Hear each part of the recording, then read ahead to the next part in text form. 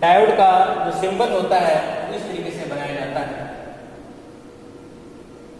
ये इसका P भाग और ये इसका N भाग। आपको पता है कि डायोड के दो हिस्से हैं, एक तरफ P भाग होता है, दूसरी तरफ N भाग होता है। P भाग बेसिकली P टाइप सेमीकंडक्टर को और N भाग बेसिकली N टाइप सेमीकंडक्टर को शो करता है। अब डायोड को फॉरवर्ड बायस में करने के लिए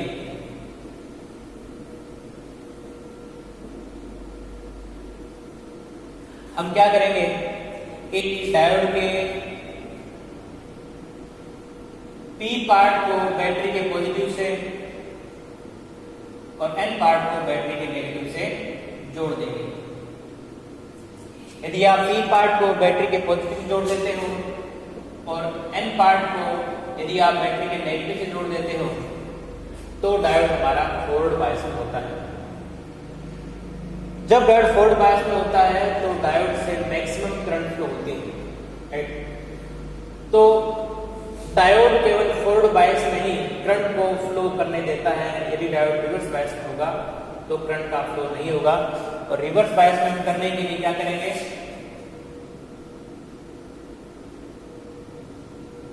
अपोजिट कर देंगे। P वाले हिस्से को हम बैटरी के नेगेटिव से और N वाले हिस्से को हम बैटरी के पॉजिटिव से जोड़ देंगे तो हमारा डायोड रिवर्स बायस में हो जाएगा। और रिवर्स बायस में डायोड से कोई भी करंट का फ्लो नहीं होगा। डायोड का रेजिस्टेंस लगभग इनफिनिटी हो जाएगा। आइडियल इनफिनिटी होगा पर वास्तविकता में कुछ मैकाउंट तक रहता है।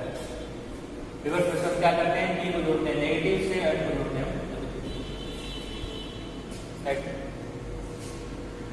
अब स्टूडेंट्स फॉरवर्ड बायस में इसके VI कैरेक्टरिस्टिक खींचने के लिए हम क्या करेंगे कि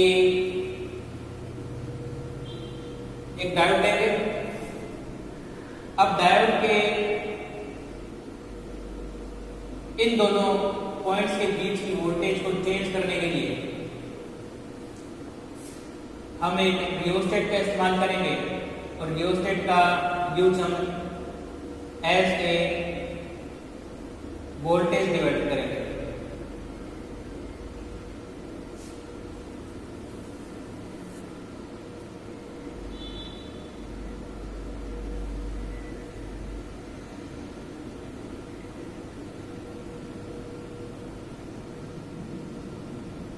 अब फ्रेंड्स यहां हमने एक बैटरी लगा दी और रियोस्टेट का इस्तेमाल हम एज ए वोल्टेज डिवाइडर कर रहे हैं।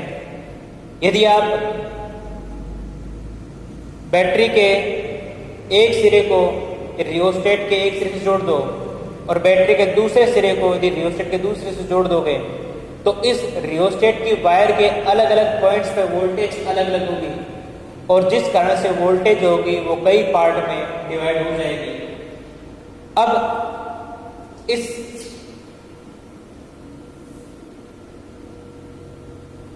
आपको पता है कि जो रियोस्टेट होता है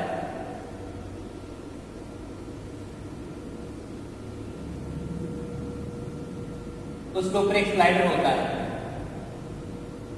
ये यहां पर ये जो वायर होती है रियोस्टेट की, ये वाले वायर, इस वाले दोनों वायर्स को संयोजित करने के लिए यहाँ पर दो स्क्रू लगे रहते हैं और एक स्लाइडर होता है। स्लाइडर को आप इस रियोस्टेट के वायर्स पर खिसका सकते हो और ये इसका तीसरा तो स्लाइडर को जोड़ने के लिए यहाँ पर एक स्क्रू लगा रहता है। तो आपने इस स्क्रू को जोड़ दिया बैटरी के पॉजिटिव से, इस स्क्रू को जोड़ दिया बैटरी के नेगेटिव से और जो स्लाइडर है ये वाला स्क्रू इसको आपने जोड़ दिया इस डायोड के P वाले हिस्से से। तो अब आप स्लाइडर को जब आप ऊपर नीचे करोगे तो आपको अलग अलग वोल्टेज मिलेगी, राइट। डायोड के दोनों टर्मिनल्स P और N, इन दोनों पॉइंट्स के बीच की वोल्टेज को ज्ञात करने के लिए, जानने के लिए हम एक वोल्टमीटर जोड़ देते हैं। जो वोल्टमीटर होगा वो इस डायोड के पैरेलल होगा। इस सर्किट में करंट फ्लो को ज्ञात करने के लिए हम एक मिली एम्पियर लगा देंगे। मिली एमीटर लगा देंगे और जो हमें एमीटर लगा देंगे और ये जो एमीटर होगा ये इस सर्किट में फ्लो होने वाली करंट को मेजर करेगा। अब जो कि जब डायोड फॉरवर्ड बायस में होता है तो उसमें बहने वाली करंट मिली एम्पेयर में होती है, इसलिए हम 1 मिली एम्पेयर को मापने वाले एमीटर का इस्तेमाल करेंगे।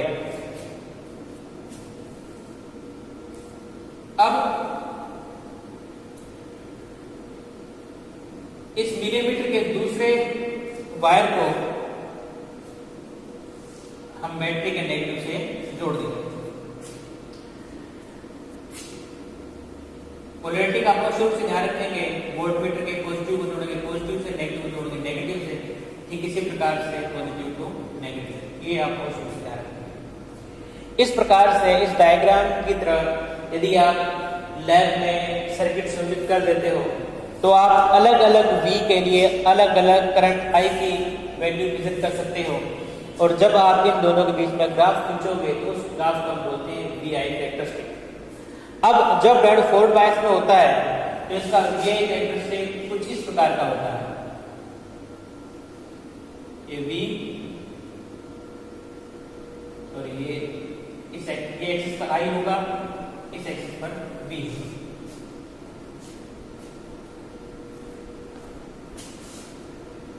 और इसका कैरेक्टरिस्टिक किस प्रकार से खींचा जा रहा है और इस डायोड के अंदर क्या प्रक्रिया होगी तो समझने के लिए यहाँ पर मैं एक एनिमेशन बना रहा हूँ। इस तरफ इलेक्ट्रॉन्स है और इस तरफ होल्स है। ये आप इस तरीके से कर दो तो थोड़ा इजी रहेगा समझने की जल्दी से। और डायोड के सर्किट में डायोड लगा रखा है इससे रिलेवेंट रहेगा तो इजी रहेगा। ये इस तरफ इलेक्ट्रॉन्स हैं और इस तरफ होल्स हैं। अब देखो, जब आप इस वोल्टेज को बढ़ाते हो तो आप देखोगे कि कुछ वोल्टेज तक इस सर्किट में कोई भी करंट फ्लो नहीं होती। 0.1, 0.2, 0.3 इस तरीके से वोल्टेज को बढ़ाते जाओ तो आप देखोगे कि कुछ वोल्टेज तक इस सर्किट में कोई करंट फ्लो नहीं होगी, और जब इस तरीके से बढ़ती वोल्टेज 0.6, 0.7 के आसपास रहेगी तो अचानक से सर्किट में करंट का फ्लो होना शुरू हो जाएगा। राइट, आप देख सकते हो कि यहां से लेकर यहां तक लगभग करंट की वैल्यू 0 है, लेकिन जब ये वोल्टेज 0.5 के आसपास होती है तो करंट बढ़ना शुरू हो जाती है धीमे धीमे। कुछ टाइम तक करंट की वैल्यू काफी कम रहती है और उसके बाद में करंट जो है वो तेजी से बढ़ना शुरू हो जाती है और उसके बाद में और तेजी से बढ़ती है। राइट, अब यहां से यहां तक आप देखोगे करंट की वैल्यू लगभग 0 है। क्यों है ऐसा? मैंने आपको बताया कि डिप्लेशन लेयर के एक सिरे पर पॉजिटिव आयंस होते हैं और दूसरी तरफ नेगेटिव होते हैं, और इन पॉजिटिव आयंस और नेगेटिव आयंस के बीच वाले क्षेत्र को पार करने के लिए इलेक्ट्रॉन्स को कुछ ना कुछ वर्क करना पड़ेगा। अब आपने क्या किया कि एक्सटर्नल बैटरी को पीएन जंक्शन डायोड पर लगा दिया। अब क्या होगा, ये जो बैटरी का पॉजिटिव है ये इन होल्स को रिपेल करेगा और ये जो नेगेटिव है ये इन इलेक्ट्रॉन्स को रिपेल करेगा। तो जो इलेक्ट्रॉन्स हैं वो यहां से रिपेल होंगे, इस तरह से रिपेल होंगे और इस पॉजिटिव की तरफ मूव करेंगे। तो क्या आपको पता है कि इलेक्ट्रॉन जो है पॉजिटिव प्लेट्स की तरफ आते हैं, तो इलेक्ट्रॉन पॉजिटिव प्लेट्स की तरफ मूव करेंगे और जो होल होंगे वो इस वाले हिस्से को छोड़कर इस वाले हिस्से में जाने की कोशिश करेंगे। अब शुरुआत में चूंकि ये वोल्टेज बहुत कम होती है इसलिए इन इलेक्ट्रॉन और होल्स को कितनी ज्यादा एनर्जी नहीं मिलती कि ये इस पोटेंशियल बैरियर को पार कर लें इस कारण से इस रीजन में कोई होल नहीं होगा और इस रीजन में कोई इलेक्ट्रॉन नहीं होगा, तो इलेक्ट्रॉन और होल का डिफ्यूजन, क्या डिफ्यूजन नहीं होने के कारण आपको कुछ टाइम तक जीरो करंट मिलती है। अब जब इन दोनों के बीच में इलेक्ट्रॉन्स का डिफ्यूजन शुरू हो जाता है तो आपको करंट मिलती है, राइट। क्यों ऐसा होता है कि जब ये इलेक्ट्रॉन्स और होल, जब आप इन दोनों पॉइंट्स के बीच की वोल्टेज बढ़ाते हो, जब आप इन दोनों पॉइंट्स के बीच डालते हो तो इलेक्ट्रॉन और होल की ज्यादा एनर्जी को प्राप्त कर लेते हैं। तो क्या आपको पता है कि जब आप इनको बढ़ाओगे, इन वोल्टेज को बढ़ाओगे, तो वैसे वैसे इस होल्स पर और इलेक्ट्रॉन्स पर रिपल्सन बढ़ता जाएगा, राइट। ये इसको रिपेल करेगा और ये इसको रिपेल करेगा और ये इलेक्ट्रॉन इस तरफ अट्रैक्ट होगा और होल इस तरफ अट्रैक्ट होगा। जब आप वोल्टेज बढ़ाओगे तो ये अट्रैक्शन और रिपल्सन बढ़ता जाएगा, जिस कारण से एक टाइम ऐसा भी आएगा इस रिपल्शन और अट्रैक्शन के कारण इलेक्ट्रॉन्स इस तरफ अट्रैक्ट होंगे और होल्स इस तरफ मूव करेंगे और इस कारण से इस सर्किट में करंट फ्लो होना शुरू हो जाएगा। कब होगा? जब इन दोनों पॉइंट्स के बीच की, या जब दोनों यानी पी भाग एन भाग यानी डायोड के सिरों के बीच की वोल्टेज 0.7 के आसपास हो, तब वोल्टेज अचानक बढ़नी शुरू हो जाती है, राइट। हालांकि जो वोल्टेज है ये 0.5 से 0.4 से लेकर और 0.5 इन दोनों के बीच में, यदि इन दोनों पॉइंट्स के बीच की वोल्टेज 0.4 से 0.5 के बीच में रहे तभी भी आपको हल्की सी बड़ी करंट मिलेगी। लेकिन जब ये वोल्टेज 0.7 के आसपास हो जाती है तो इस तरफ और इस तरफ जाने वाले इलेक्ट्रॉन्स की संख्या और होल्स की संख्या में बेतहाशा बढ़ती हो जाती है और इस कारण से इलेक्ट्रॉन, इस कारण से जो करंट होगी वो तेजी से बढ़ेगी। यदि आप अब मान लेते हैं कि आपको इस ग्राफ से कुछ पॉइंट्स मिले, राइट। आपने क्या किया कि वोल्टेज के कोरेस्पॉन्डिंग जो आपको करंट मिल रही है उसके बीच में आपने ग्राफ खींचा और ये कुछ पॉइंट्स इस तरीके से थे, और यदि आप इन पॉइंट्स को एक स्केल की सहायता से सीधा मिलाओगे तो ये जो लाइन आएगी वो 0.7 के आसपास आएगी, राइट। और इस वोल्टेज को हम बोलेंगे, 0.7 वोल्टेज को बोलेंगे cut in voltage, cut in voltage, क्या बोलते हैं इसको हम? कट इन वोल्टेज, और दूसरा हम बोलते हैं डी वोल्टेज। जो आप लैब में एक्सपेरिमेंट करोगे तो ठीक किसी तरीके से आप करोगे, जहां पर करंट तेजी से बढ़ रही है वहां पे आप स्केल रखोगे, और जब आप इस लाइन को पीछे की तरफ खींचोगे तो ये लाइन पीछे की तरफ खींचती हुई जहां पर V वोल्टेज के एक्सिस से काटेगी, उस वोल्टेज को हम बोलेंगे नी वोल्टेज या फिर कटिंग वोल्टेज या फिर threshold voltage, right. Threshold voltage या कटिंग वोल्टेज, डी वोल्टेज या फिर थ्रेशोल्ड वोल्टेज, राइट। अब क्या है स्टूडेंट्स, क्वेश्चन आपके दिमाग में आ सकता है कि सर यहाँ पे करंट तेजी से क्यों बढ़ रही है। आप देख सकते हो कि इस B और I के बीच में जो ग्राफ आ रहा है वो एक्सपोनेंशियल जैसा है।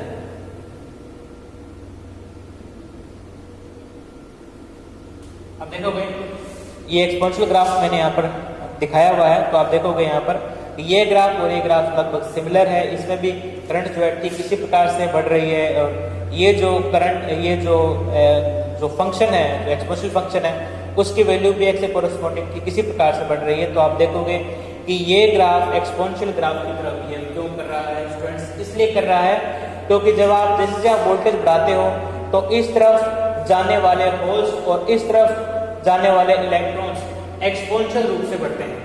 कैसे बढ़ते हैं? एक्सपोनेंशियल रूप से, यानी इलेक्ट्रॉन इस तरफ एक्सपोनेंशियली बढ़ेंगे, पहले कम फिर बढ़ेंगे, थोड़े ज्यादा होंगे, फिर और ज्यादा हो जाएंगे, फिर और ज्यादा हो जाएंगे। यानी जैसे जैसे आप x की वैल्यू बढ़ाते हो वैसे वैसे आप देख सकते हो यहाँ पर एक्सपोनेंशियल की वैल्यू तेजी से बढ़ती है। क्यों? क्योंकि जब आप x की वैल्यू बढ़ाते हो तो इस फंक्शन की वैल्यू तेजी से बढ़ती है। ठीक इसी प्रकार से जब आप वोल्टेज बढ़ाओगे तो इस तरफ आने वाले होल्स की संख्या तेजी पहले तो कम बढ़ेगी, उसके बाद में तेजी से बढ़ेगी।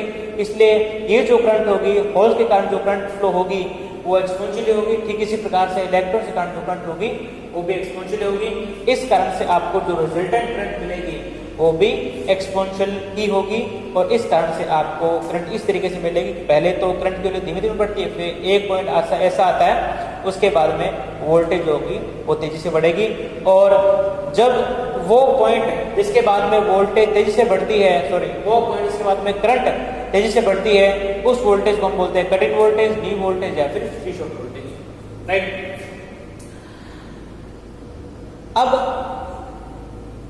हम जानना चाहते हैं कि इसका रेजिस्टेंस क्या होगा, कि जब डायोड फॉरवर्ड बायस में होगा तो उसका रेजिस्टेंस क्या होगा। आप देख सकते हो कि चूंकि इस डायोड में जो करंट की वैल्यू है वो हर वोल्टेज पर चेंज हो रही है, कहीं कम तो कहीं ज्यादा हो रही है, इसलिए ऐसी डिवाइस जिसमें वोल्टेज और करंट का जो ग्राफ आता है वो ओम के नियम का पालन नहीं करता, तो ऐसे डिवाइसेस के लिए आप स्टैटिक रेजिस्टेंस ज्ञात नहीं कर सकते, क्योंकि स्टैटिक रेजिस्टेंस की वैल्यू फिक्स नहीं होगी, इसलिए आपको डायनामिक रेजिस्टेंस ज्ञात करना पड़ेगा। तो जो डायोड का जो रेजिस्टेंस होगा वो उसका डायनामिक रेजिस्टेंस होगा। अब जैसे मान लो मैं इस पॉइंट पर डायनामिक रेजिस्टेंस ज्ञात करना चाहता हूं, तो मैं क्या करूंगा कि इस पॉइंट के कुछ दूरी पर एक पॉइंट लूंगा और इसके ऊपर की ओर दूसरा पॉइंट लूंगा बी, और इस point A corresponding voltage B A है, और इस point A corresponding current I A है, और इस बी के कोरस्पॉन्डिंग करंट आई बी है। ठीक इसी प्रकार से इस ए के कोरस्पॉन्डिंग करंट बी ए है, और यानी कि इस पॉइंट ए के कोरस्पॉन्डिंग वोल्टेज बी है, और इस बी के कोरस्पॉन्डिंग वोल्टेज बी भी है।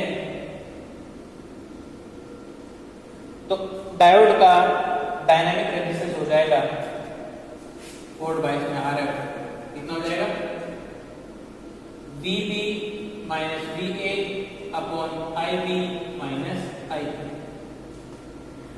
डेल्टा V अपॉन में डेल्टा I। इस डिफरेंस को हमने बोल दिया डेल्टा V, इस डिफरेंस को हमने बोल दिया डेल्टा I।